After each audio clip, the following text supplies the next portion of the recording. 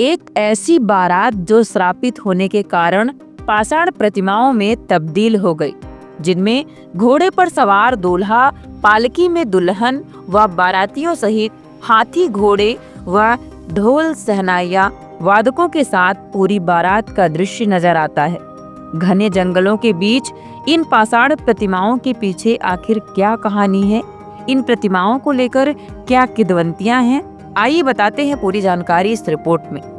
बालाघाट मुख्यालय से तकरीबन 70 किलोमीटर दूर देव डोंगरी स्थल है, जो एक प्राचीन महत्व का स्मारक है। यह बालाघाट नैनपुर मार्ग पर ग्राम सोनखार के समीप है। यहाँ पर घने जंगलों के बीच तकरीबन 1700 से 1800 फीट की ऊंचाई पर गौड़ राजाओं के समय की 53 पाषाण प्रतिमाएं स्थापित है, जिनमें एक बारात का दृश्य प्रदर्शित है, जिनको लेकर लोगों की अलग अलग धारणाएं भी हैं।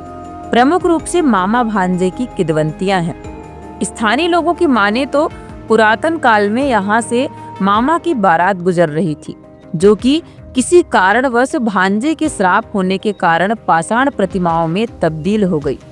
हालांकि लोगों की यहाँ से बड़ी आस्था है। मान्यता यह भी है कि पहले जब कभी बारिश नहीं हुआ करती थी तो क्षेत्रीय जन यहाँ पहुंचकर पूजा अर्चना करते थे, तो बारिश हो जाया करती थी। इसके अलावा लोगों का मानना है कि यहाँ सच्चे मन से जो भी मन्नतें मांगता है उसकी मन्नतें भी पूरी होती हैं। शायद यही कारण है कि इस प्राचीन महत्व के स्मारक को देखने के लिए दूर दूर से श्रद्धालु आते हैं। इस स्थल को देव डोगरी के नाम से जाना जाता है। पुरातत्व विभाग के अनुसार इन पाषाण प्रतिमाओं का संक्षिप्त इतिहास है। माना जाता है कि ये प्रतिमाएं गौड़ कालीन हैं, क्योंकि यहाँ कभी गौड़ राजाओं का शासन हुआ करता था, जिनकी अवशेष के रूप में प्रतिमाएं यहाँ स्थापित हैं।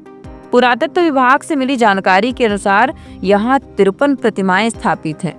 स्थानीय लोगों के द्वारा इन्हें सदा भदा के रूप में जाना जाता है। प्रत्येक प्रतिमाओं में घुड़सवारों को प्रदर्शित किया गया है, जिनके शीर्ष पर छत्र है।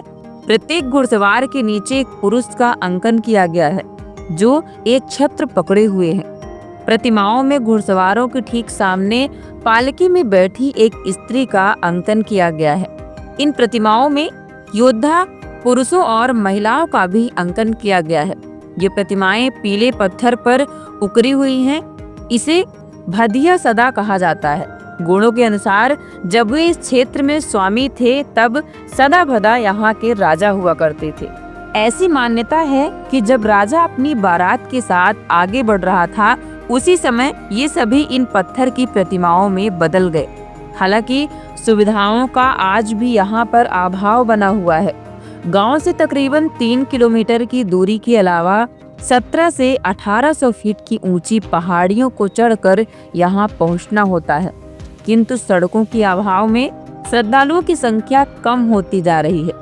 दुर्गम रास्तों से होकर ऊंची नीची पहाड़ियाँ, जिनमें बड़े बड़े पत्थरों के बीच होकर यहाँ तक पहुँचना काफी कष्टदायक और चुनौतीपूर्ण होता है।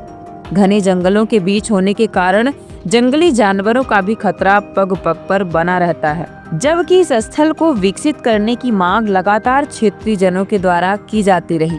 निश्चित तौर पर इस राष्ट्रीय महत्व के स्मारक तक पहुंचने के लिए अगर सड़कों के अलावा पहाड़ी पर सीढ़ियों का निर्माण हो, तो बिजली पानी की सुविधाएं अगर मुहैया कराई जाती हैं, तो यह पर्यटन की दृष्टि से एक अच्छा स्थल होगा। बहरहाल यहाँ पुरातत्व विभाग की ओर से एक कर्मचारी नियुक्त किया गया है, जो यहाँ की साफ सफाई के साथ ही यहाँ की देखरेख करते हैं। इसके अलावा यहाँ पहुँचने वाले लोगों को यहाँ के पौराणिक महत्व से अवगत कराते हैं।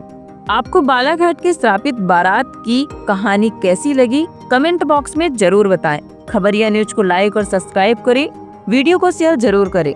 धन्यवाद।